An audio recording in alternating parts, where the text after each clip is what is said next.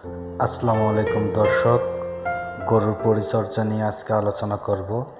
তো গরুর পরিচর্যায় প্রথমে যে দিকটি আমাদের খেয়াল রাখতে হবে, সকালবেলা সঠিক মতো গরুকে গোসল করাতে হবে এবং গরুর গোয়াল ঘর বলেন, খামার বলেন, গোয়াল ঘরের ফ্লোর বা খামারের ফ্লোর সুন্দরভাবে পরিষ্কার করে দিতে হবে।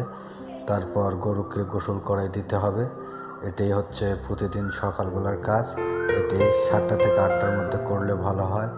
তারপর হচ্ছে গরুর যে খাবার, আমরা যে ধরনের খাবার খাওয়াই বা মানসম্পন্ন যে খাবারটি আছে, সেই খাবারটি 9টার ভিতরে গরুর সামনে দিতে হবে, যেন গরু এই খাবারটি গ্রহণ করার পর একটু রেস্ট করতে পারে দুপুরবেলার দিক বা ঘুমাতে পারে।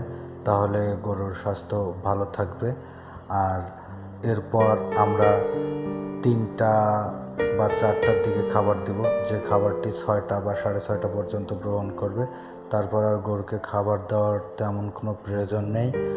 আর আমরা এই নিয়মগুলো খেয়াল করে যদি গরুকে খাবার গ্রহণ করাইতে পারি এবং পরিষ্কার পরিচ্ছন্ন হাইজিন যেটা আর কি, এটা মেনটেন করতে পারি, তাহলে গরু সুন্দর থাকবে, স্বাভাবিক থাকবে এবং আমার মনে হয় প্রাকৃতিকভাবেই গরুর স্বাস্থ্য মোটা তাজা হবে এবং গাভীর যথেষ্ট পরিমাণ দুধ হবে।